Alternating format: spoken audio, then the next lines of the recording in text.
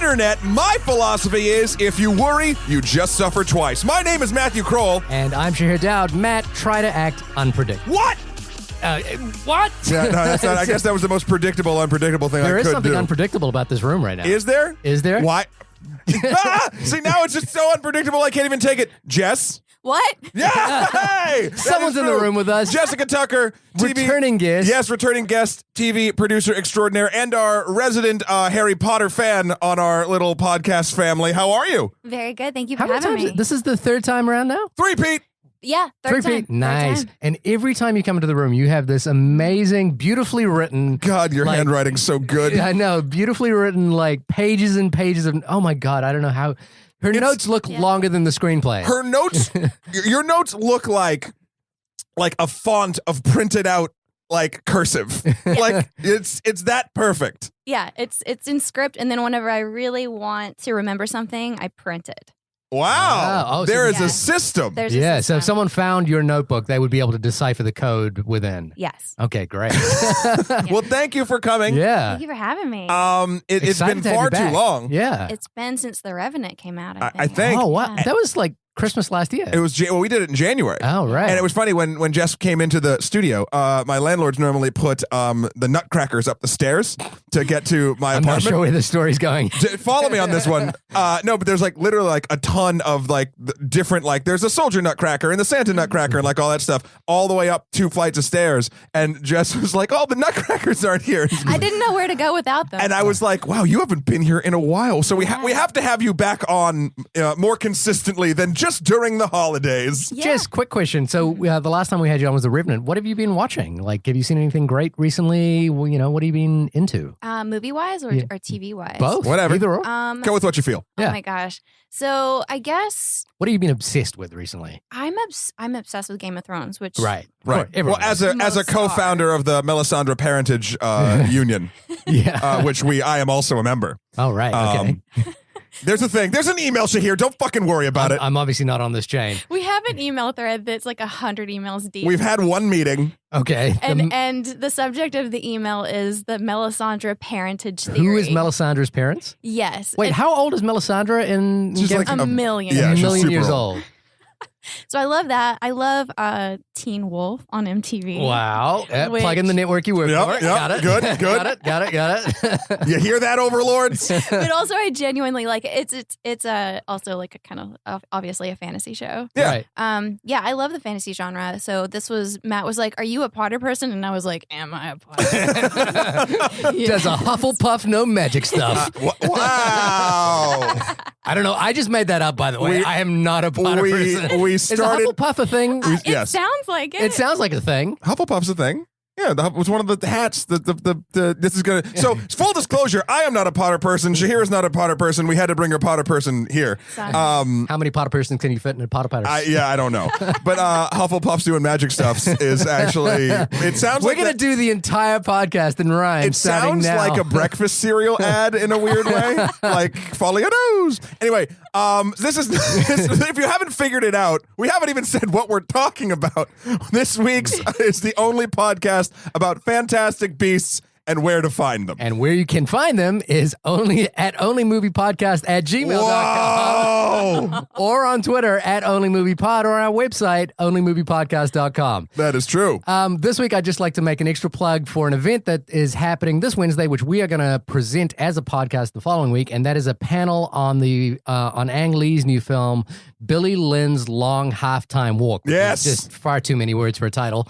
But we are doing this is in collaboration with the Blue Collar Post Collective in New York, who are bringing together the several members of the post-production team for Billy Lynn's Long Halftime Walk to discuss the process of making that film. And for those who know, that film is the first film to ever be shot at 120 frames per second. For those who don't know, For those who don't know. And for those who do know, why am I telling you this anyway? Yeah. You can still get, I believe the event might be sold out, so I'm not sure why I'm plugging this for you right now, but because it's important, It's and important. we're going to be talking about it. And I'm sad that I can't be there with you. No, but I'm psyched to hear your moderation. I'm psyched to hear what these guys have to say about this very new sort of experimentally format. And yeah, I think it's going to be fucking dope. So if you're in New York, look on eventbrite.com for tickets. The tickets are free, but the wait list opens up tomorrow, so hopefully there'll be some more seats available. Yeah. It's at the HBO Theater in New York on the 30th at 7 p.m. So come along to hear me fumble my way through technology. I can't wait. Jess is going to be so good. He's going to talk and like have to ask people questions and make them say things that are comprehensive. Yeah, no, it's not. It never happens like this. I just usually fumble my way through. It's going to be so good. I'm doubly excited. I'm excited for the content that you will eventually get out, and I'm excited about hearing the 5 minutes before you hit your stride. That's really what I'm gonna. I'm gonna pre-roll. I'm gonna go there and just talk to myself, walk around in a circle for 5 minutes. Do a hard 10 before you actually invite them up onto the stage. I've only got material for at least 3. Well. Anyway, yes. Speaking of 3 plus 2, this is the worst transition ever. I would really appreciate it. Shahir would really appreciate it. And maybe Jess would. She can tell me after I do this plug. If you'd all review us on iTunes. We've been getting a couple more, which is wonderful and appreciated. And if you guys like what you hear, we would love to hear what you like. If you like what you hear from Shahir. Sure. We're just going to keep going with alliteration. It's appropriate for the Potterverse. Almost all the shit fucking rhymes. So Matt, okay, so let's get into the Potterverse. Sure. And what's your why are you not a Potter person? I love saying that out loud. Weirdly enough, and Jess is staring at me, so I have to. I have to say, I don't like. And I know it gets better or more adult, I should say, as the books and the films sort of push on. But I don't really like my magic rhymey. I don't like it sing-songy. Like, I like Game of Thrones where its magic is sort of like very minimal, like, but it's there. Or I like Doctor Strange where it's like a ton of it's like a chant and like a ton of hand gestures and that sort of thing. Like wands, like shooting each other doesn't do it for me. But in a secondary thing, I have given the Potterverse a shot twice, and beyond this film. The first was in college when I made a bet. I might have said this in the podcast before. I made a bet with a girl I was dating at the time where I would read the first Harry Potter book, and she would play the first disc of Final Fantasy VII. And if I liked it, I would continue reading the Potter books, and if she liked it, then she would keep playing the game. And I ended up not liking the book really, and she ended up finishing the game. So I was always proud of my little nerd war. It was just as personal victories. But so haven't read the books. No, and so I've watched all the Harry Potter movies. Right. Yes. But I did it in a really shitty way. Ooh, I was flooded in an old house in New Jersey after a party I'd thrown back a couple years back. So my place used to flood. Not that my place didn't flood, but all the streets around it did. So we called the place the Vault, and we were basically on an island. Now we had 8 or 9 people stuck after a party there for about 3 days. Like you could not leave. Right. We were bored out of our mind. What do? My roommate has all the Harry Potter movies on Blu-ray. Okay. So we do that. You hadn't gone to the theaters and seen them at all? We watched all of them in one day. In one day. Wait, all of them, or like All of them. Oh, wow. 7A, 7B. Yeah. So How long did that take? a long ass time. That feels like more than a day. It feels like there's more than 24 hours. No, it's not more than 24 hours. It's because it's 8 movies, right? But they're like 2.5 and some are 3 hours. Some are 3 hours It long. It was like a full day's excursion, and 24 I bet you I fell asleep during some of it. And There's also, no like, question. just accounting for gaps in between. Yeah. There wasn't any. We just ran it. Wow. There was also like some infighting with some friends going on. There was a lot happening that day, so I haven't given it the true fair shake. Right. Jess, what about you? I feel like I'm yammering. Tell me Potter things about you. Potter things about me is I'm not a true expert because I didn't read Wait, what? Get out. any books. Yeah. Sorry. I'll escort myself out. Yes, excuse me. This is where you find out that I didn't read any of the books. You didn't do your homework? I was expecting you to read all books. None of us did it. She's still the most prepared and skilled in this genre. That's true. That's completely true. So I actually didn't even see the movies until about 2005. Right. So I had a friend that was really into them, and it was kind of like something like you, Matt, where we were in a small town in Texas, like far away from people, and it was just like, what can we do? And so we huddled up and watched, I think it was like the first 3 or 4. Right. And then after that, once I like binge watched like the first 3 or 4, then I started seeing them in theaters and became a fan. But Gotcha. yeah, I haven't read the book. Oh, shit. Shahir, have you read any of the book? I mean, I've read one book. So far, I'm winning on the book count. No, I will definitely lose on the book count. My experience has been I watched the first 2 on DVD around the time they were released on DVD. Wasn't a huge fan. I kind of was like, oh, they're kind of Lord of the Rings light at that point. You know, the first Chris Columbus films, and then I heard Alfonso Cuarón was doing the third one. That was the one I liked the best. Of course, I think that's the top of everyone's list, right? That's the darkest one, The Prisoner of Azkaban. Yeah. And so I watched that and I was kind of blown away. I was like, wow, this is great. And the thing that was great about it is it felt like a really unique standalone film that had taken what I thought was kind of a kid's movie and turned it into something else. Then I started watching it at the movies when they would come on because my wife has read all the books. Right. And I also have nieces and nephews who kind of, who read them all and want to see them. Sure. So we'd, Christmas excursion, we'd take them to the movies and we'd see one of the movies. Now, my problem was that I felt after The Prisoner of Azkaban, it became, rather than individual movies, it became, my problem with the Marvel movies as well, it became episodes of television. And it became episodes of television that I was less and less interested in because it contained more and more in-jokes that related to the books that I was like, well, for example, I think it was in the Goblet of Fire or whatever it was where there's like a long, essentially Hogwarts prom or something like that. And it's wow. Yeah. It goes on for a while. And I was like, this scene actually does nothing for this movie, but it's completely related to the way in which we interpret the book. So I was I felt like I was getting less and less interested in the Potter universe. And then I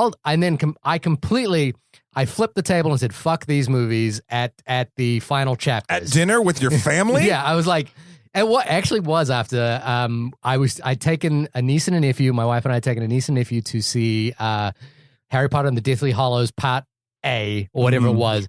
And that's when I was like, fuck these movies, because that was literally, in my opinion, a half-hour movie that had been stretched out to two and a half hours or something like that. Yeah. And it was just such a clear cash grab that I was like, I'm done with this. Yeah. I don't need to see. It's the same as The Hobbit. It's the same as Mockingjay Part 1 and 2. Yeah. That really, so I haven't seen the last one. I hear the last one's great. It's awesome. But to me, the fact that they did that where they took what I think was literally a half-hour story and stretched it to 2 hours was enough for me to say, you know what? I'm not paying any more money for these. Yeah. I did the same exact thing with Mockingjay. Yeah. I was so annoyed by the end of the first one that I never saw the second one. I haven't seen it either. I've seen all of them except part 2 of the third.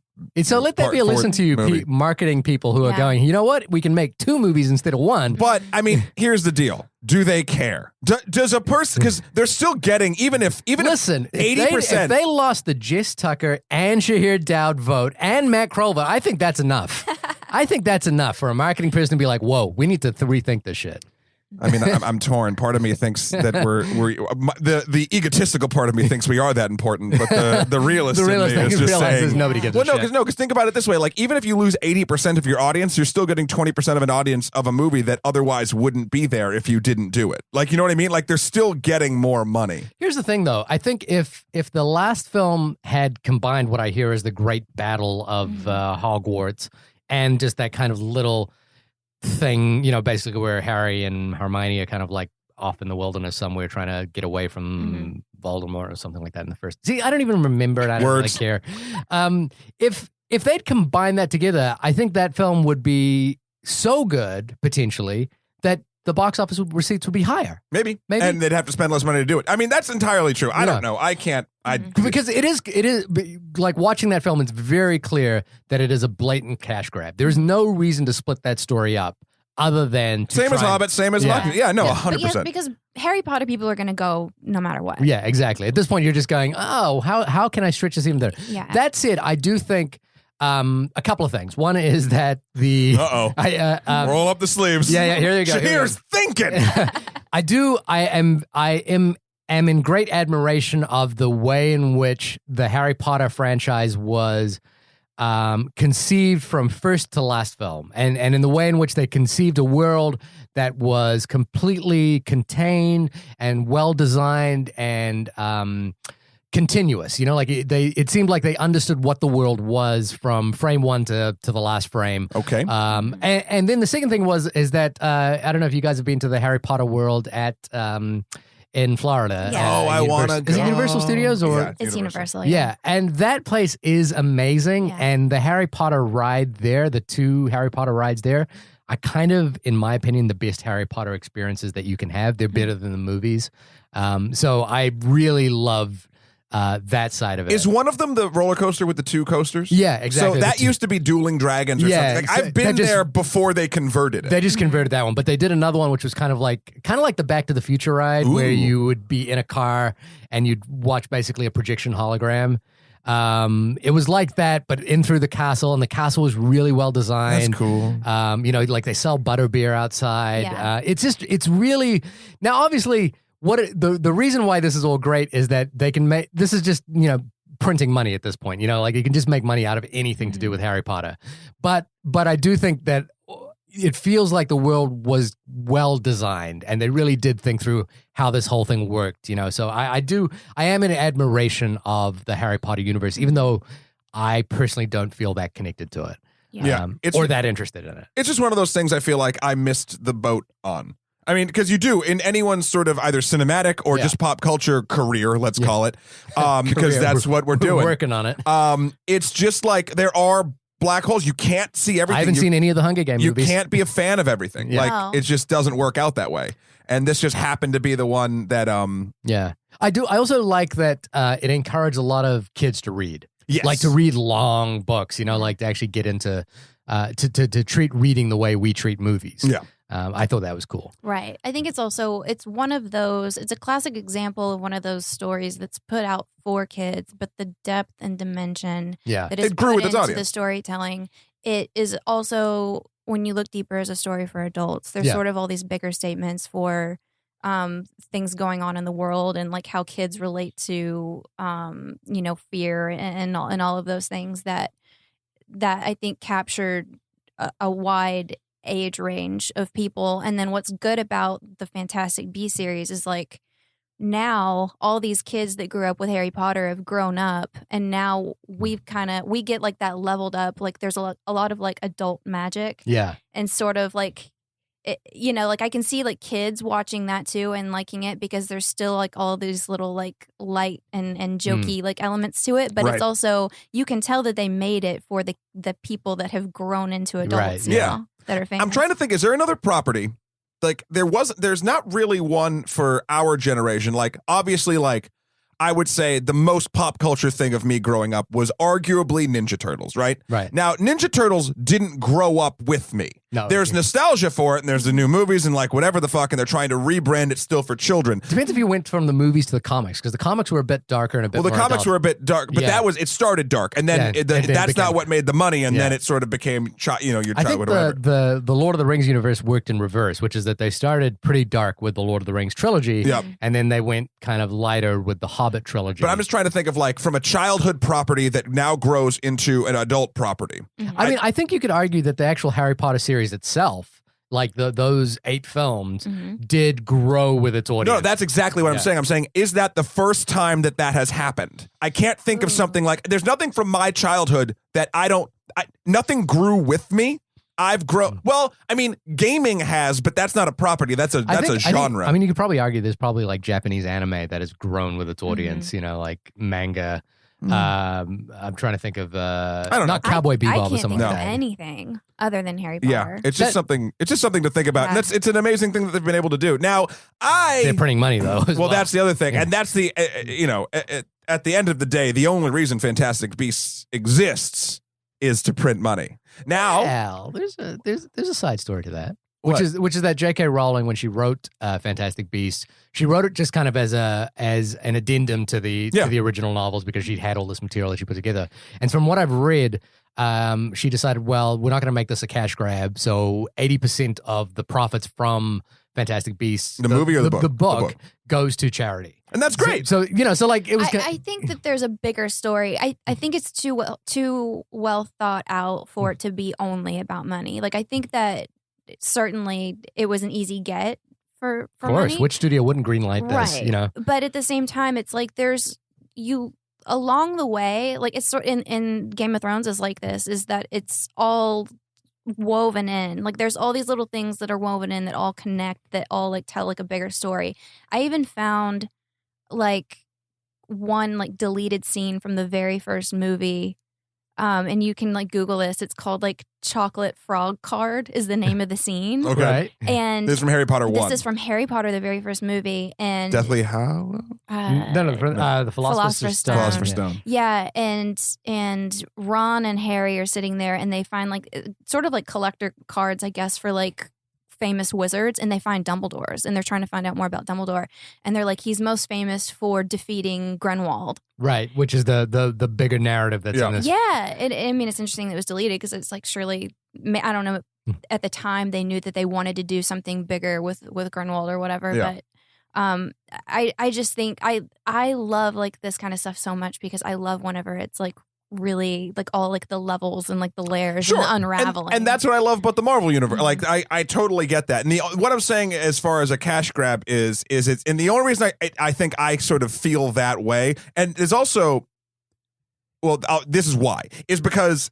it's a newer property that's sort of now trying to do, and I hope they do more of, it's sort of following the Marvel, I guess, playbook, because now here's a side character that we're going to make a whole slew of movies about that'll interact with the entire world.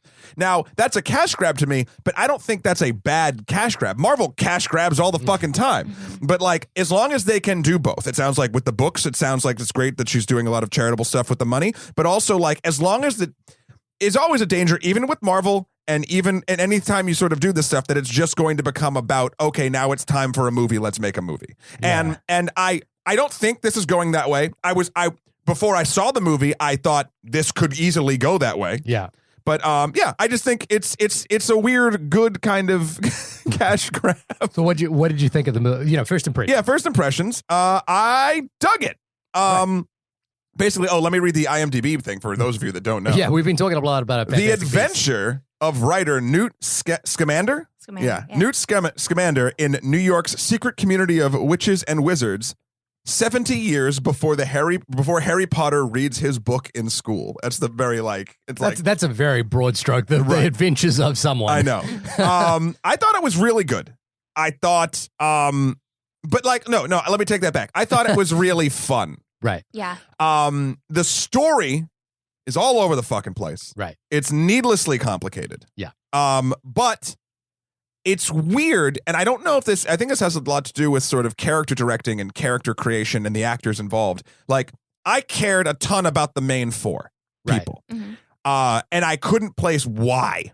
Because the story's not feeding, and we'll get into it more, but the story's not feeding me giving a fuck. Yeah. So like, but it felt like they had these four great characters that they didn't quite know how to integrate into the larger story of this 5-arc movie that they're trying to make. Mm-hmm. They had no clue how to put them where they needed to be, so they just happened to be around when other important things were happening. Yeah. Right. Nothing felt tied to the four characters I loved. And that's the only thing that I'll say that sort of was a detriment. Right. Also, it's weird to say this, but like, it was so effects heavy. Like, I just didn't care after a while. The thing I thought was amazing that you don't get to see a lot is them repairing, like after magic blew up a bunch of shit, like the wizards putting New York back together. Right. I thought that was super fun. And the fact that it was in the 1920s, I thought was really, really, really cool. Mm-hmm. Jessica?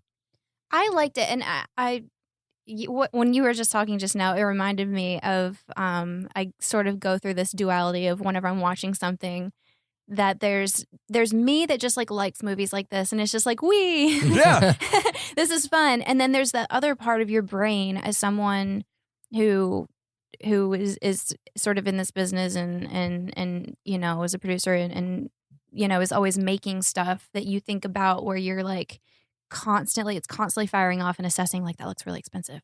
Like, or you like think about the actors and sort of like the decisions they make and like all that kind of stuff. And you're able somehow, some way, 10 years in, I'm able to still manage to hold both. And I fear for the day where producer just takes over and I'm unable to just enjoy things as dark they are. Side. Shahir's world. Yeah, you're welcome to Shahir's world. Yeah. Fear. Shahir's like, you got 5 years left. Well, this is the thing. You're literally sitting in the middle of us. Like, that is very poignant as the spectrum around this table. But my thing is that I think you actually I think I enjoy movies more because I understand them better. Right. Like I think it's better You to appreciate them. That's something a Sith would say. Yeah. I think come over to the dark side. You'll enjoy it. No, but I'm with you. I thought that it was really fun. There's all these little things that we could pick at, but I mean, because I'm with you. Like, I feel like the action wasn't really spurred off of the characters, really. It was just sort of like they kind of, they happened to walk into some things, important things that were already going on. Yeah. I just feel like this is sort of like irrelevant. I thought that Newt Scamander was like Dr. a very Doolittle with beasts. No, but I like that too. Right. I feel like he's a very relevant hero. He's sort of like the anti-hero. What I thought was really interesting about him was that he's sort of and all of the Harry Potter people are kind of like this, is it's like this group of outsiders that comes together and they become something extraordinary. In like Marvel, you have like these characters that are sort of like always trying to get past their own ego for the greater good, and then you have someone like Newt, who is sort of like textured and layered to where you can tell he's already been through some stuff. Like, you can tell that he's got prowess as like a wizard. Like, people know who he is, but at the same time, like, he's sort of kind of like a nervous Nelly, and at the same time, he's got that great quote, which you kicked off the podcast with, which is like, you know, if you worry, then you suffer twice. And so it's like he's able to hold this capacity of like being a nervous Nelly and like all this anxiety, but at the same time, it's like he just like is handling stuff. And so there's, instead of like having this person as like your hero that just like doesn't ever worry, like he's kind of like the butt of a joke, but it's like unfazed. He's encountering all these like sort of like I would say like the big bad in this story is sort of like that the feeling of like lack and like fear in people, and because he's sort of like already kind of conquered that in himself, he's able to like not be like pulled into that himself. He's the right man for the job. He's the right man for the job. And I feel like Harry Potter, it's this kid growing up and he's sort of being like chased by the big bad. And I love the idea of Newt as a hero in that he's like the anti-anxiety hero. Which I feel like in a world that where there's just like fear and people constantly pouring into like what could go wrong, like, and I feel like that's really relevant for our time right now. Yeah, I'm trying to think of a good term for that, because I don't think he's an anti-hero, because he doesn't have the sort of tendencies of like anti-heroes are sort of they're basically villains, but they're altruistic like in their core, and then they're like, because normally they're like fuck the system, but I'll help in the end. Like, it's not anti-hero. I like it. What did you say? Anti-anxiety hero. Anti-anxiety hero? Anti-anxiety I'm trying to think of a smoother way, but that's probably the closest we can do. In any other movie, he would be like the B character. Yeah. Right. He would be the sidekick. Mm-hmm. And but you can tell, I don't know, there's just like, there's something about him where he's certainly like flawed, but it is mature and has like already gone through, like you can tell he's like gone through some things. So Eddie Redmayne. Thank you. Eddie Redmayne. Oscar winner Eddie Redmayne. He did way better than I thought he would, based on previews and based on everything. You didn't think Oscar winner Eddie Redmayne would? No, I didn't, because like it's because I feel like when you see that character that Jess just described in short bursts in like trailer form or any of that shit, you're just like, oh fuck this guy. Like, I had a very visceral like, I don't like him. Yeah, but that's the point. Like, he's not the super sort of charismatic hero character. He's this weird oddball guy that basically is the embodiment of, I've figured out who I am. Yeah. I know what I believe, and I'm there's laws in the United States from the Wizards to not bring beasts in. Fuck this thing. This fucking Thunderbird's got to go to Arizona. Like, fuck you. Like, but he's not doing it in an overt way. He's just going to go, and if nothing went wrong, that's what he would have done. Because it's not about him. He's like doing things already, and it's like at the end of the hero's journey, like you have this person that's pouring back in the community and like sort of like teaching people how to live, and he's sort of like already at that level. He's about to release a book that's supposed to do that. Yeah. Like, Right. so Shahir's been sort of oddly quiet, so I'm confused as to where he's going. No, I mean, look, I guess the thing was that I found it very difficult to muster enthusiasm to go see this movie. Mm-hmm. I was like, Oh, I did too. I was not psyched. I knew this would be a cultural point to talk about. Yeah, And I was pleasantly surprised. I was, and also I remember around the time that the Philosopher's Stone came out, there was a story that kind of really bugged me, which was that Romancing the Philosopher's Stone. yeah, that Michael Douglas really bugged me in that one.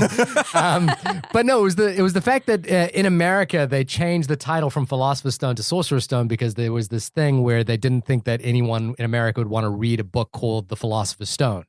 So they changed it. Oh, that's why fuck. in America it's called The Sorcerer's Stone. Really? Yeah. And the idea that basically they were going to do the Harry Potter verse in America kind of just brought that back in my memory that this might be a slightly watered down version. Well, everyone felt a little dumber.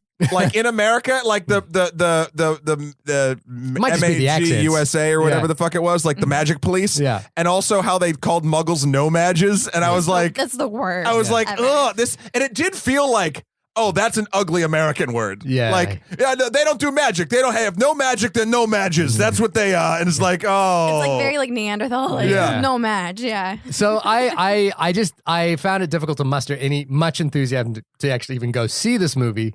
And then when I don't watch trailers, so I hadn't seen any trailers for this at all. I hadn't seen any images. And when Eddie Redmayne popped up as Newt to begin with, my first impression was this is what someone writing fan fiction for Harry Potter would write. Yep. It feels like a caricature of a Harry Potter character. Mm. And so I was kind of like, I'm not really buying this. I also felt, like straight up, the first... I was using that as a positive. That's why I agree with you. I know. I thought it was kind of like, it felt like caricature to me. And I was like, this is really awkward. And the first 2/3 of this movie, I think, were really badly structured. The opening of this movie is just awful. You have no idea what's happening. There's no sense of stakes. There's this kind of weird character Newt who pops up with this crazy bag full of goodies kind of thing, but you're not sure why he's there or why you should care that he's there. And my problem that really comes to the fore is that there's an A and a B story to this film, and I think Jess, you mentioned this as well, is that they're almost unrelated. They're not related. They're not related. What's remarkable about the film to me, though, is that by that last third, and it might just be a sense of like being overwhelmed at that point by the images you're watching, is that by that last third, you kind of see where the story starts, why the story is placing these characters in this situation. But I did find for the first 2/3, I was like, your A and your B story are just almost unrelated. They're not. And in a way that makes me annoyed at this movie. And because I think the thing is that to me, the thing that's new about the Fantastic Beast universe is this Newt Scamander character and this idea that there is this these beasts and this magic to them that's unrelated to the Harry Potter. Fantastic Beasts. Yeah, the idea that they're these beasts and they're fantastic. and we don't know where to find them. Where are they? I don't know. Fucking nomads. So I think that stuff is actually kind of cool, and I'm like, oh, I'm kind of into that. Other than the fact that I think the film for the first 2/3 is badly structured, badly edited, and then but the thing about it is that and the secondary story feels like a rehash of the Harry Potter universe. The what's his name? Grindelwald. Grindelwald. The yeah. Grindelwald story feels like a rehash of the Voldemort story in some Don't capacity. say his name, dude. Someone's gonna come cut my nose off. Yeah. But man. what? So That's how magic works, right? so by the time, Hufflepuff. by the time I'm kind of at a weird conflict here, which is that by the time that the film actually manages to weave those two together, I'm kind of like, okay, yeah, it's not bad. Yeah. But I do think I'm kind of like, would I go see another 3 of these? I really don't think I if I was unenthused to begin with, And if you didn't have to do it for a podcast, the only podcast about movies. I don't think I'm enthused to see it for a second time. There were a couple other things, which is that I thought the effects work got pretty ropey to begin with. It was very, very obviously green screen work. Because they're fantastic beasts. But not composited well, and kind of feeling, it has that kind of feeling of like, oh, here's a 3D universe behind a 2D layer. Gotcha. Like there's no level of interactivity that really worked for me. And I thought what it felt like to me was a little bit video gamey. It got better as the movie progressed, and I think that may be a factor of we have bigger scenes towards the end of the film, so let's spend our money on those scenes.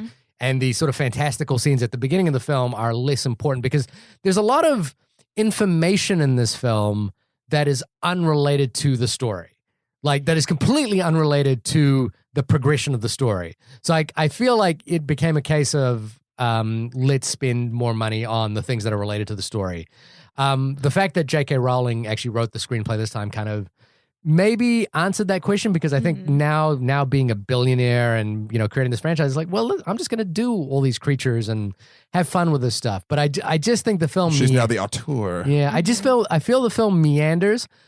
That's it. I think maybe if you're into the Potterverse, you might enjoy this. It's so interesting, the problems that you have, Shahir, because I have the exact same problem with the A story and the B story and everything, but the complete flip-flop of what I found interesting and good versus what I was just done with. Right. I really liked the first third of the movie. I liked everything where they were hunting the beast down, because I was only interested. I did as well. I just thought it was like, this has nothing to do with anything. Well, it doesn't. But well, this is the thing. The film itself put too much emphasis throughout without connecting to our main characters, the people on the fucking poster, with the wizard police and Graves, played by Colin Farrell, and the president, and this obscure thing that they didn't even say the name of, but like these anti-witch people, and Credence, the boy, the adopted son of Mary Lou, I think.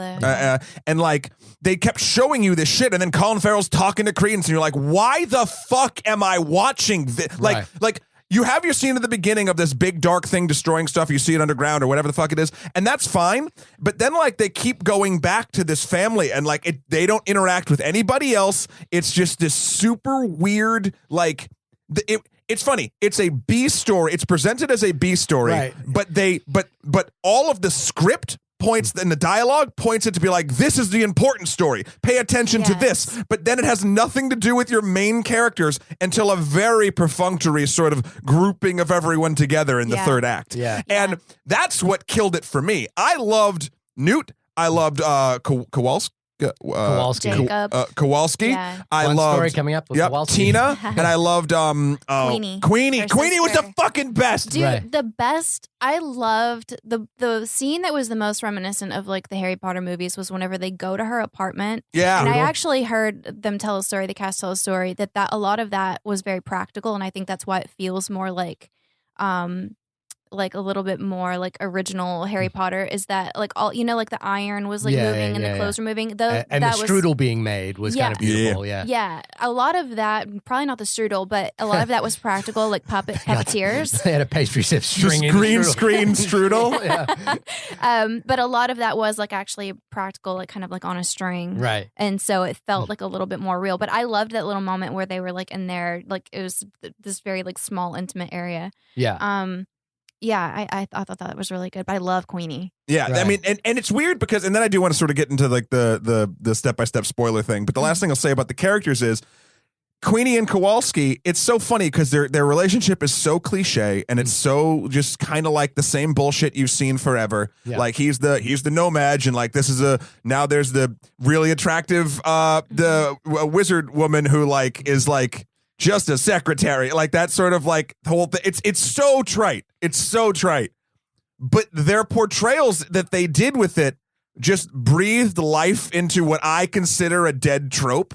Like I really liked them, and the script didn't make me believe their relationship was that important, or that Tina and Newt kind of had a weird sort of thing too.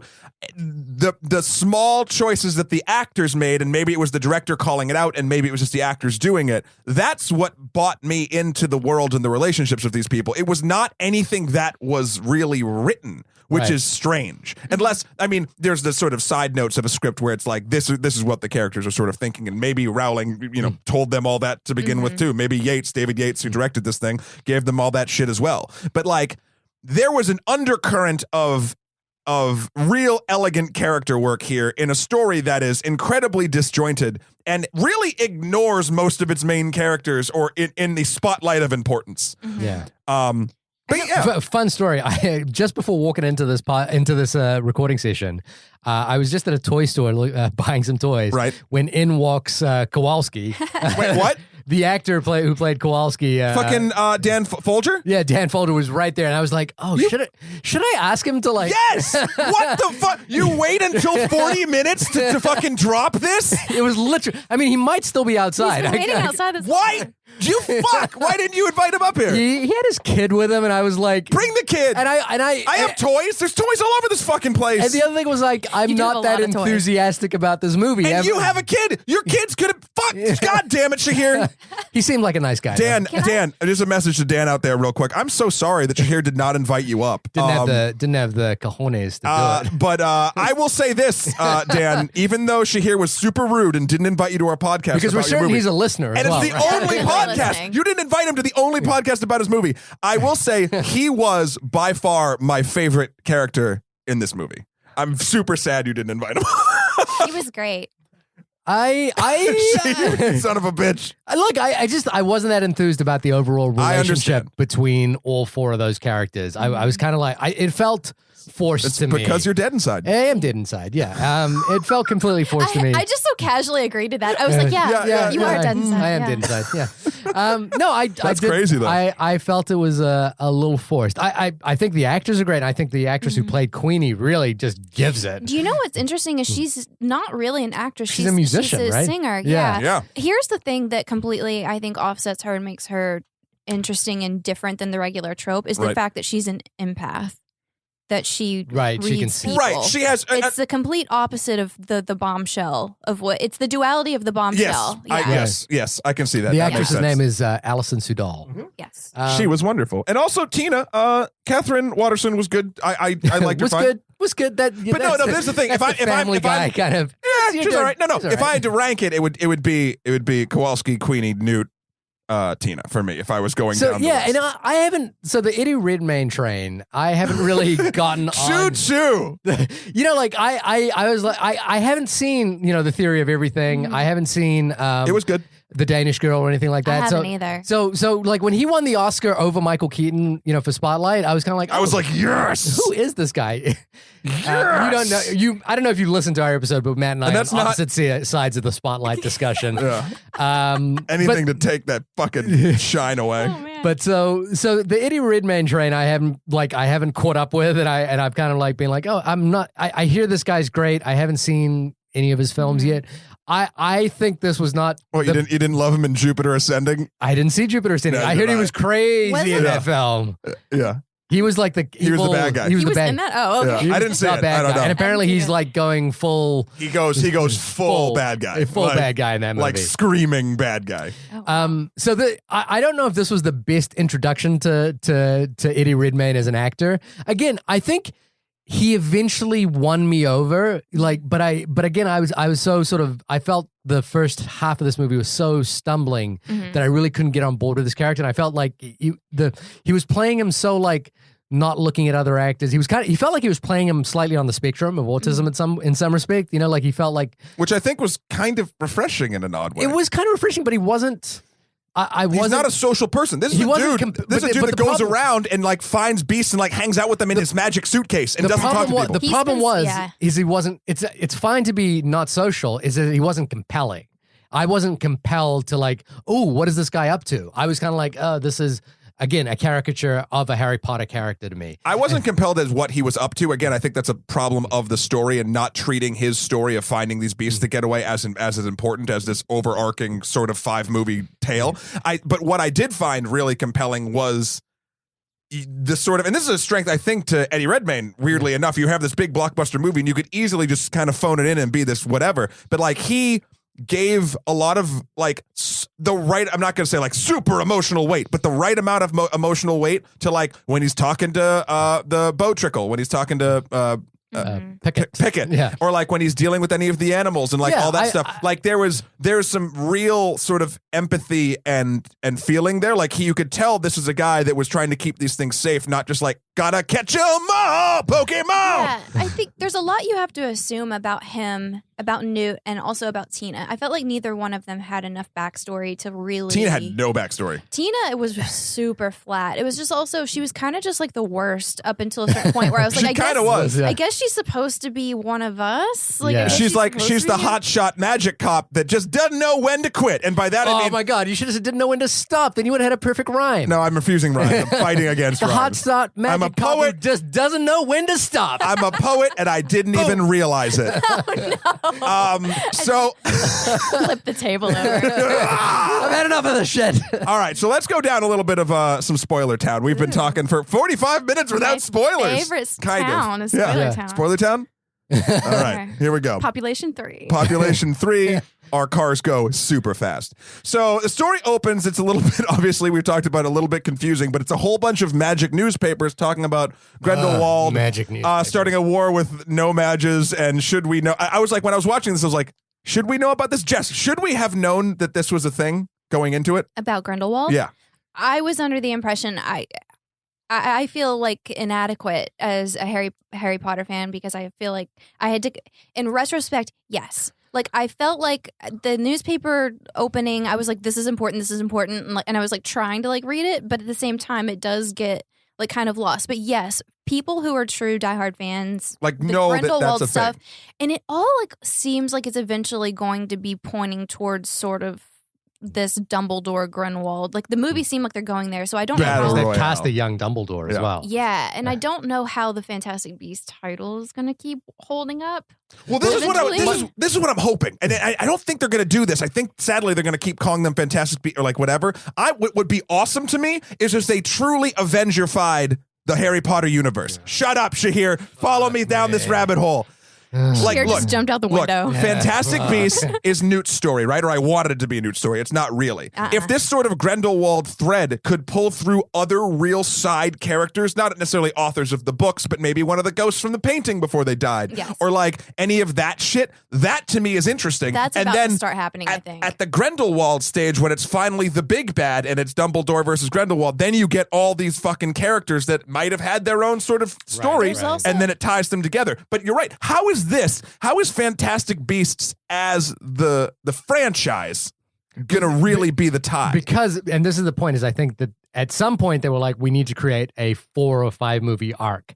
And the problem is that, again, this Fantastic Beast thing, which was just this kind of peripheral moment that J.K. Rowling had done some work on, suddenly had to become a bigger franchise. and that the movie feels like that. And the problem with that newspaper opening is that feels really tacked on to the movie. It feels like it Yes. came out of a test screening. You know, like it like, oh, nobody knows what this Grindelwald thing is, so we need to like set it up right at the beginning. Yeah, because right after And this, it's done in the most kind of, I hate to say it in the cheapest way possible, which Yeah. is like newspaper titles. Because you had to be, and you had to really be paying attention because I didn't know this until it was pointed out later that a lot of the titles were like, where is he? Yeah. Like he Yeah. disappeared. I was actually looking more at, there were like Like- side like a- advertisements like for a like man butterbeer who- and nonsense all Yeah. throughout it. Yeah, but like a man who went missing in the first Harry Potter series. Yeah. And where is he? Yeah. I don't care. Also, So- something to consider too is that this is all leading up to the big battle between Dumbledore and Grindelwald is in 1945. This is in 1926. So we're looking at like probably some serious time jumps in between each movie Yeah, too. and I would appreciate it if it would be so cool if they if we could get off the actual franchise train in a weird way. Huh, interesting. But no, but like so it's not called the Avengers Iron Man, the Avengers whatever. It's not like this, and even that would even make more sense. But like I want to see Newt again, but I don't know if I want to see a whole nother movie starring Newt and his beasts. Like I think he's a cool character and I want to see him more. I've seen a story with him now. Let's see a story with another Potter character that will eventually come to fruition in this Grindelwald nonsense. I wonder if any franchise this big has done well by going back to the well, so to speak. Like I mean, Marvel kind of. I mean, all it's doing is going back to the well of its 70s and 80s characters at this point. No. I guess what I'm saying is like the Lord of the Rings. You know, they basically went back to the well and said, "Hey, let's do some more of these things." Mm-hmm. But the thing is that by doing more of these things, you kind of diminish the value of the brand. And it's like, you know, like Jerry Seinfeld had this thing, which was like, "What's the deal with sodas at the movies? What's the deal? How can you have a small and a medium and no large? What's it medium too?" Well, sorry. But and I think I've mentioned this on the podcast before. But he said something along the lines of, if you know, The Hangover might go down as one of the greatest comedies of the 2000s. If the other, but then they made the sequels, and now all we know about The Hangover is these like 3 films. Yeah. And I'm kind of wondering, like, does Fantastic Beasts diminish the Harry Potter brand? I don't think so, because it's a detraction from it. I think if what we're looking at is a Dumbledore Grindelwald fucking battle, Johnny Depp and young Dumbledore, Grindelwald. I don't give a shit. Okay. I'm saying this is going to diminish the brand, because I don't do I really want to sit around and watch 4 movies where it's just a battle between Dumbledore and Grindelwald? I don't. There's also theories, and this is going to get people more interested too, that we're going to get a Voldemort origin story. Who cares? But some people might. Like, that's the thing. I don't care. I understand. It's kind of like the Star Wars episodes 1, 2, 3. We got the Darth Vader origin story. Does it make Star Wars episodes 4, 5, and 6 better? No, it actually makes them worse. Yeah. So you know what I mean? So is your question, has it ever made it better? Has it ever made it better going to the well like this? You know, like. It's certainly reaching more people, I think. It's just adding to their audience. It's adding to their audience, but is it diminishing their overall brand? Like, to me, if you like, okay, wait, define what you mean by diminishing it. But also, so does time. It's like if time goes by and no one's talking. Well, here's the thing: the about Godfather trilogy, for example, they've never gone back to the well for the Godfather trilogy. I know there's been talks about it. There's been a novel that expanded on that. Give it time. But you know, they've like, okay, so the Godfather trilogy is kind of locked in space, and we remember it, right? And it's got its thing. If we made a movie now, another Godfather movie, and it wasn't very good, which is more than likely what would happen, don't you think that would diminish kind of our impression of the Godfather trilogy? Has there ever been a case where someone has gone back to the well and kind of said, "Hey, let's do another one of these things," like the Terminator franchise? If they'd stopped at Terminator 2. You know, like, it's amazing that the sequel was so freaking good. If they'd stopped there, we would go, that was one of the most amazing franchises in the universe. But now they've gone back to that well 3 times, and it sucked more and more every time. Yeah, but here's the thing. Would it be a franchise? Would it still make money? Would it still be would Terminator still be a household name? Is that worth, I mean, this is the thing. It's the corporate argument versus the sort of what's important artistic argument. Yeah. Like, and that's what I like. But here's the thing, is that is it better to go back to the well than it is to go and try and do something else entirely? It's better to burn out than fade away, Shahir. I think, because I never saw Godfather, but if an origin story pops up with a relevant actor that I really admire, I might go. Right, and The Godfather is a bad example because the third one kind of destroyed that franchise. But yeah, no, I'm you know, like, if this is all leading to a Dumbledore. What is his name again? Grindelwald. Can I tell you how to remember, because I found this and I thought this was super, super, super interesting. Yeah. I was looking through like that etymology of like the names and stuff. Yeah. So Grindelwald you can remember because it's like the Grendel and the Beowulf. Yeah. Like the monster there. Yeah, yep. And then Dumbledore's middle name is Wulfric.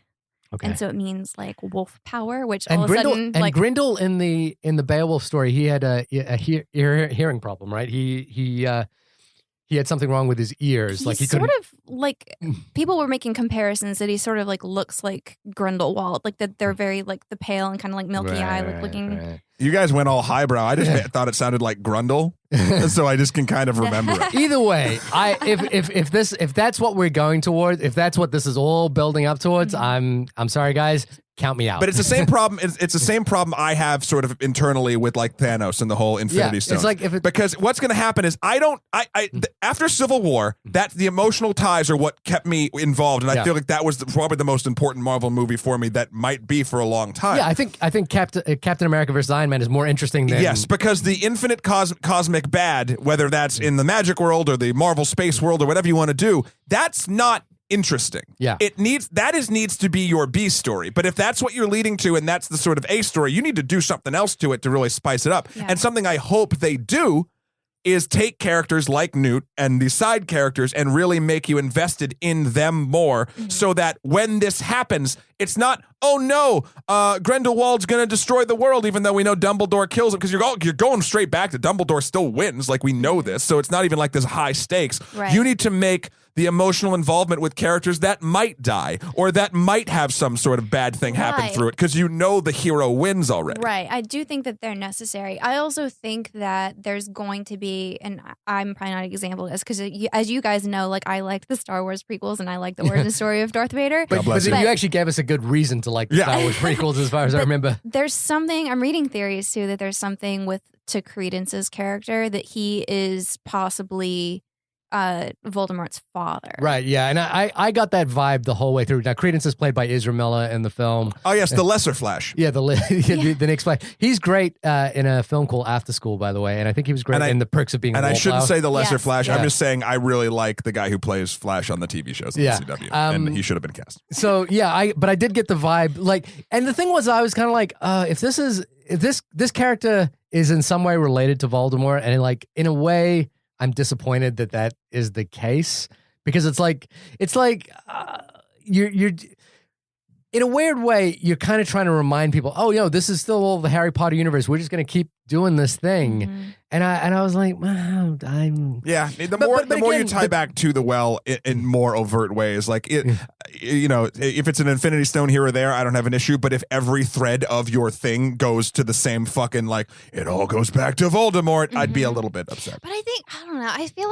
I just feel, and maybe I'm just like trying to like make it be about something deeper than what it is. But I feel like what's great about the Harry Potter stories is like I love how they deal with like violence and darkness, because I recently have been thinking about this a lot, of like what makes the violence in a horror movie a lot different than the violence in like a superhero movie. Sure. And the difference really is sound effects. Yeah. And also because true violence, like really true like criminal violence, is really slow and really well thought out.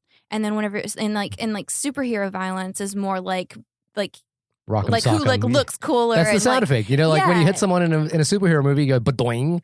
When you hit someone in a horror movie, what superhero movies are you watching? When you hit someone in a horror movie, you hear a spludge and a ow. Yeah, you know? What? I feel like I'm not the best Foley person in the world, by the way. Spludge and an ow. Yep. That's when I was watching Halloween. When Mike Myers like hit someone. Spludge, ow. You hear blood, and I'm gonna do air quotes here, but like in the Harry Potter movies, whenever they're like for being like kids movies, this is where the air quotes is. I know I was going to announce them, but you didn't. Thank you.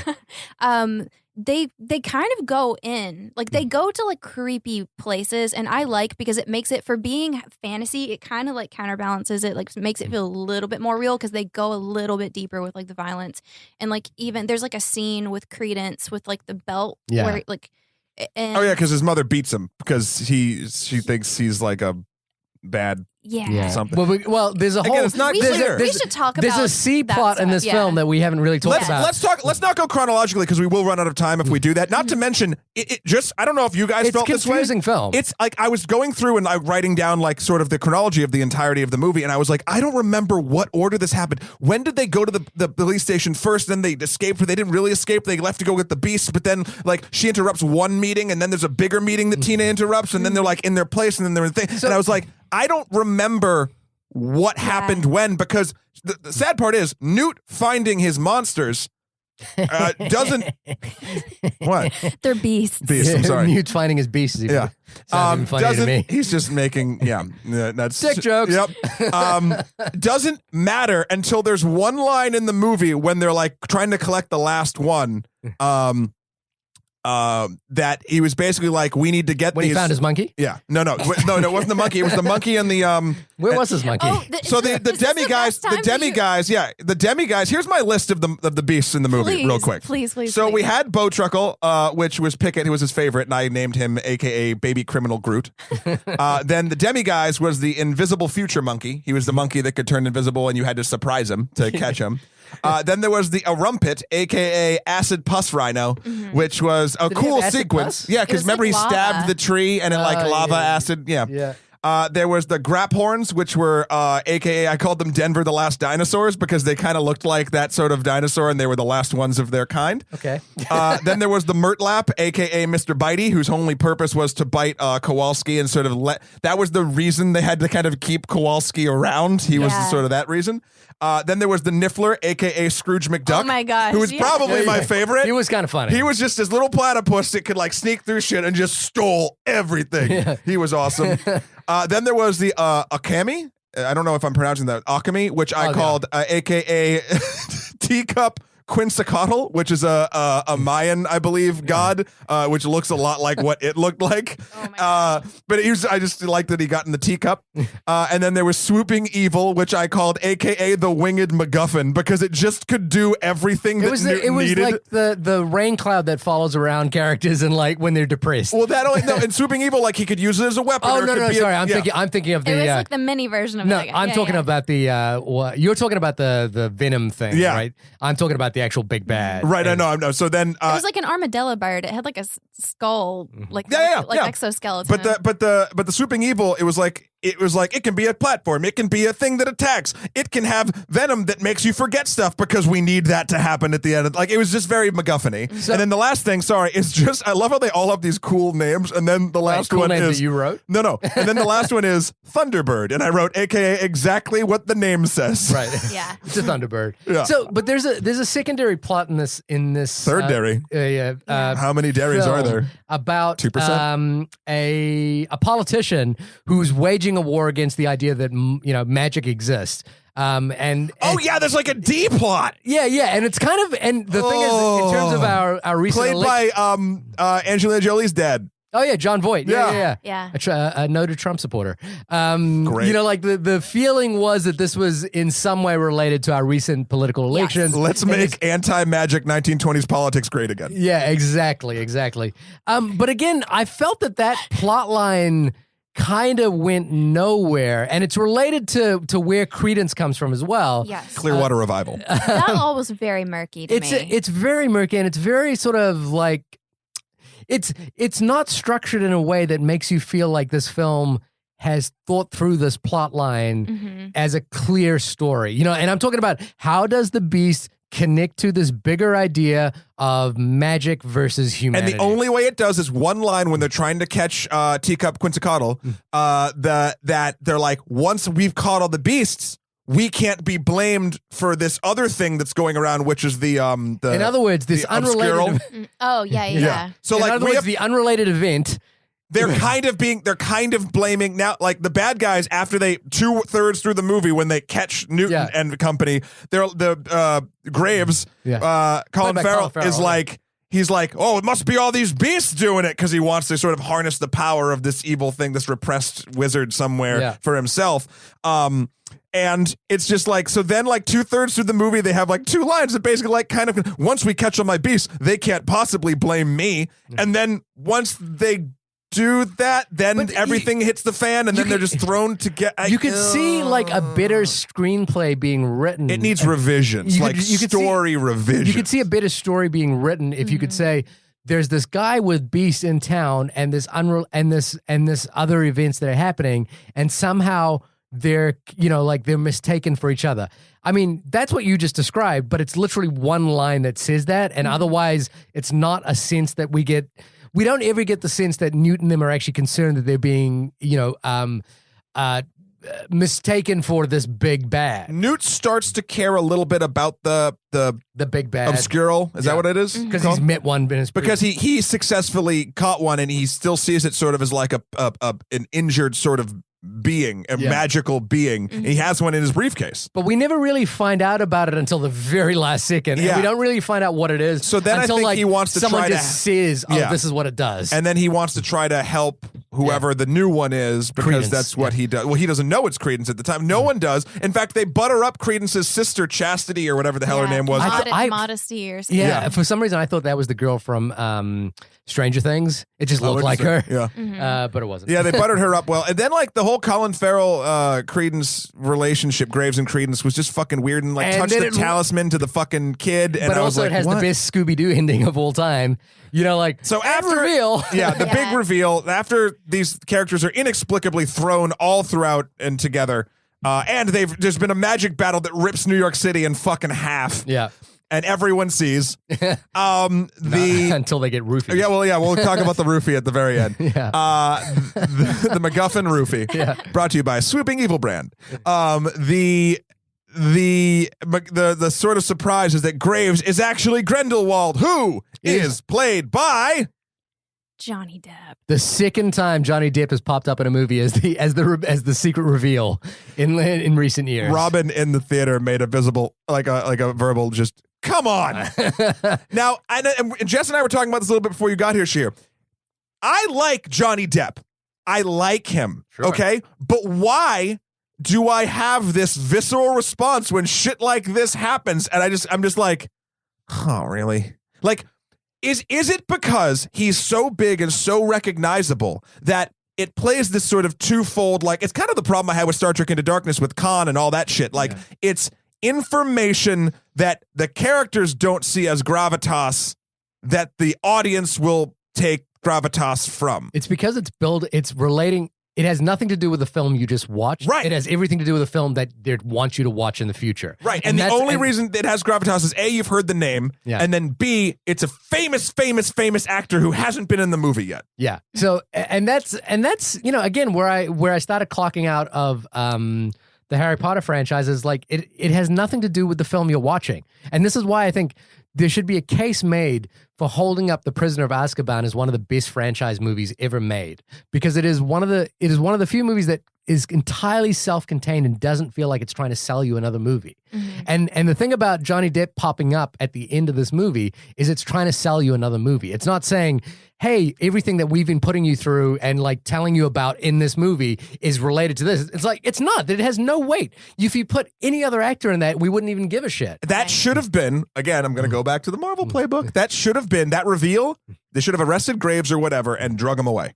And then after credits, it should have been a thing, because that's where you can put the perfunctory connective tissue where it doesn't damage your story. Because you could turn off the movie and be like, oh, cool. Like, but if the story hinges upon it, it's like that's the entire big end of the third act, and you're like, oh. Yeah. Yeah, I got excited. We're so skeptical, and Jess finds the joy. Yeah. I genuinely didn't. I know that people knew going in because they announced it, which I don't think that they should have. I didn't because even know, it was such a. I like was trying. I was in those new recliners, and so you can't like quite reach out. But I was like trying to like grab my friend to like let her know how shocked I was, and I couldn't reach her. Yeah. And I thought it was really exciting. I think that a lot of what might rub you the wrong way is that you worry that you know what you're gonna get. And I think for someone like that, like a character like that, that's like that's supposed to be like the Voldemort before Voldemort, like the big bad. Like you kind of want. You kind of want something a little bit more unhinged that you don't know what you're going to get. And mysterious. And who knows what he'll do with it, because I think that the producers were saying that they had some really, really interesting character building. I hope so. That they're doing with him, that he like was surprising them. And so hopefully he'll do better than anyone would imagine. But I actually got really excited. Look, if it's A grade Johnny Depp, it's going to be fucking awesome. Yeah. But if it's fucking Alice in Wonderland cash grab Johnny Depp, I can't even watch But the other thing that's related to this as well is like Newt has like a tragic backstory that we're kind of related, that is brought up in 2 sentences. It's brought up in 2 sentences, and it's because he gets thrown in front of the council. Yeah, and then they're like, "Oh, Scamander, the war hero? No, this is his disgraced brother." But he's got. And also, there's a story about the girl he might have loved when he was at Hogwarts. That's mentioned. You know, we see a photo of her. It's played by Zoe Kravitz. Oh yeah, and they talk about it a lot at the end of the film. And again, that's that problem, which is that it has nothing to do with the film you're watching. It has everything to do with a film that you might watch in the future. Yes. And unfortunately, I don't care enough. That was also interesting, though, because she's related to the Helena Bonham Carter character. Yes, the Lestrange. Oh, sorry, wait. But you know what I'd like to see, honestly? And again, I don't like that they spent so much time on it, but what if we had Zoe Kravitz who's playing her? Yeah. If they had her in the film, I know, but what if the next movie is about her? Like, maybe. I would like that better. Yeah. Because then you sort I of think see the version you're pitching where it's like a new character each time, basically the Marvel theory of franchise filmmaking, I would probably be more interested in that than this idea of like, let's it's shoehorn this. Yeah. It's Newt's second adventure that brings him closer to Grindel. What? Grindel. Say it again. Grundle. Wow. Grindel Wendell. Mr. Wendell. Mr. Wendell. Mr. Wendell. Mr. Wendell Depp. Here, have $1. Here, in fact, no, brother man. Here, have 2. Anyway, we're going pretty long, so I think we should do final thoughts, right? Oh man. Yeah. I'll start, guys, and Okay. we'll let Jess finish. Guys. I think it's a fun time at the movies, but it's overall needlessly complex, as I said. The character work that the main four do, I really enjoyed, and that's what kept me involved. In fact, I got slightly, not like tear-worthy, but like I could feel the welling of a little bit of emotion at the end when they were all sort of saying goodbye, and like they had to erase the fucking memory of their roofie guy. They roofied the city. By the way, if you're inside, as 2/3 of Manhattan normally is, you still know wizards exist. Just throwing that out there. No, but they showed that people drinking the water or having a shower got roofied. But what about all the people that aren't in water while that's happening? Can you They're avoid? eventually going to drink it and bathe in it. Yeah. So it's just like, it's a continual poison. So wait, by that logic, we never have to worry about humans remembering magic? Like, it's gonna... Eventually, There's just too many variables. It's the Batman theory. They poison the water supply. There was a caveat in that spell, too, in which that it was only going to erase, like, the bad memories, and that's why Jacob at the end, like, remembers, like, the animals. That in the bakery scene at the end with Kowalski finally opening his bakery was super sweet. See, that was the zinger because pastries are this is sweet. Your final wrap-up, sorry. Anyway, and the last thing I'll say, it hasn't really made me sort of like a Potter fan, but if they do sort of the things that I'm psyched about, like maybe diving into other characters, even if it still is the fucking Fantastic Beasts like name, if they just make new main characters, I will be excited enough to keep watching this franchise. This has not made me be like, maybe I should watch the Harry Potter movies again, but because I'm not.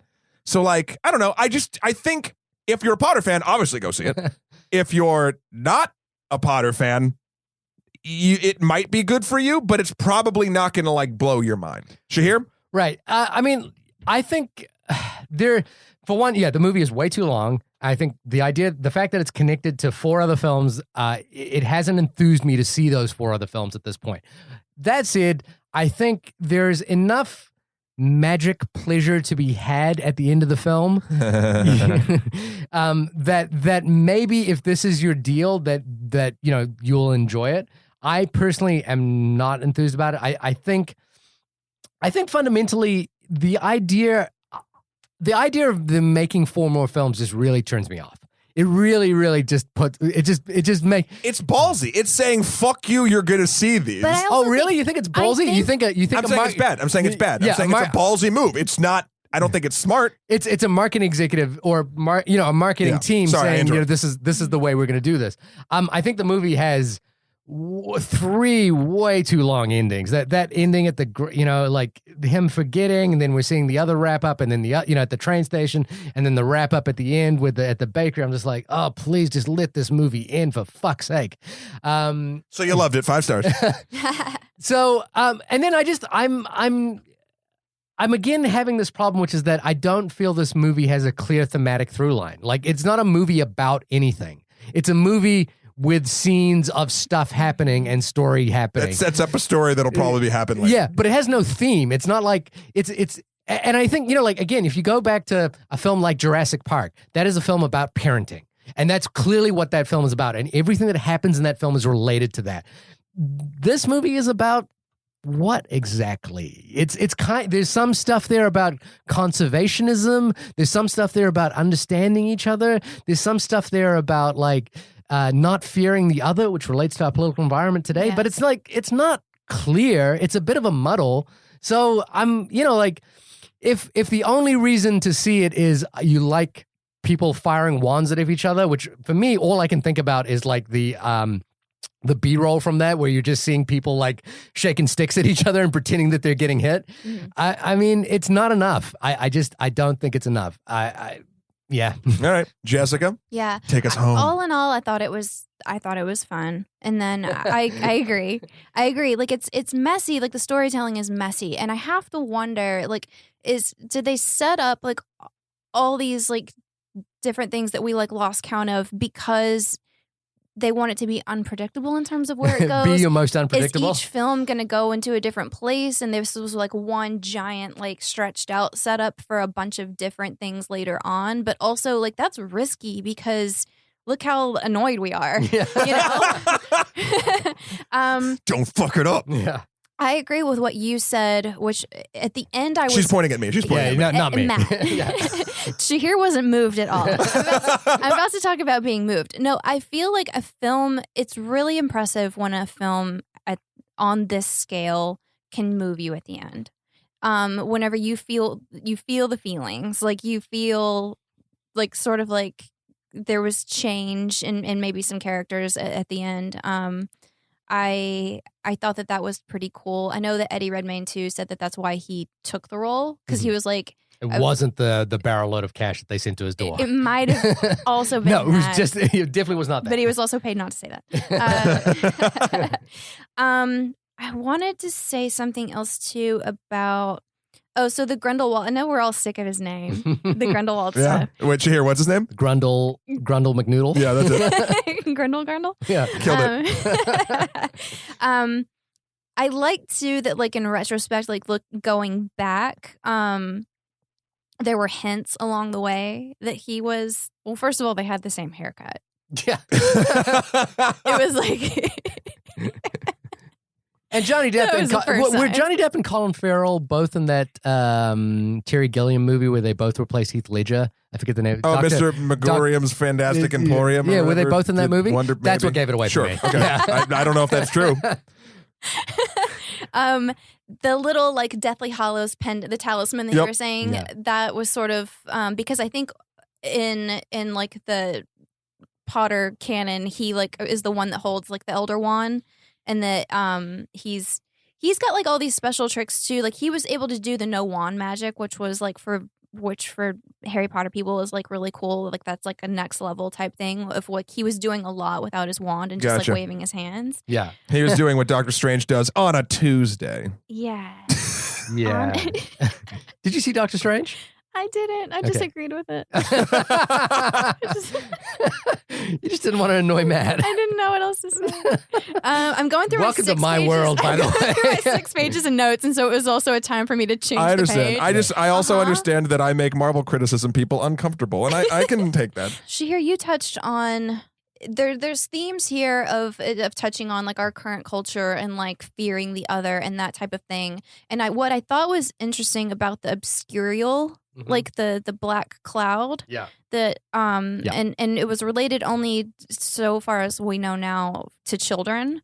That it was sort of like the Harry Potter like heightened version of like when a kid doesn't know how to manage their own fear and their own sort of like internal darkness, that they project it outwards, and it's like the monster in the closet. Yeah. And that because this is Harry Potter, they made that monster in the closet like an actual physical Thing. tangible thing. And also, there's a whole plot. I don't know if you've read this, but the whole side thing about like, well, Dumbledore sending Harry Potter away, right? Because he did that. He chose to do that. Is like double dangerous because if these obscurals happen when super magic kids are repressed, Yeah. they send him away to be repressed in safe in Muggle Town. Yeah. Then he could easily have become one of these things. Like there's a whole thing about that. I'm sorry. Sorry, Okay. Jess. Yeah. Back to you. Yeah, but I mean I like all that stuff. I think it's interesting. I love Yeah. I do Such an too. asshole I do today. I think I don't know. I think Should people see it? I think people should see it.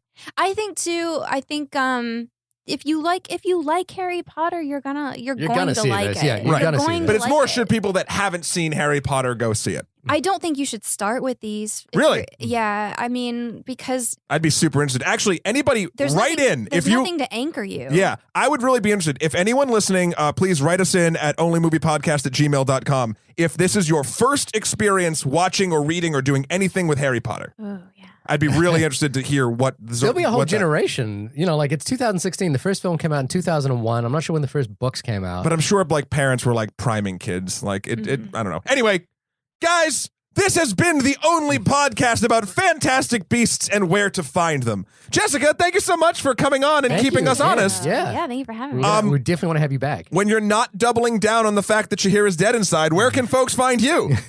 You can find me on Twitter at Mothertucka, MOTHATUCKA. I love your Twitter. And on Instagram at JustTucker3. I actually changed it briefly. Really? Why? And then What? changed it back. I missed it. Yeah, I as just you thought should have. maybe I didn't even know you made could it do when I that. was like very young, and I then didn't know you could change your handle. You can. Yeah. You can just you can change it anytime you want. Anytime. Yeah. Wow. Literally Thursdays, anytime.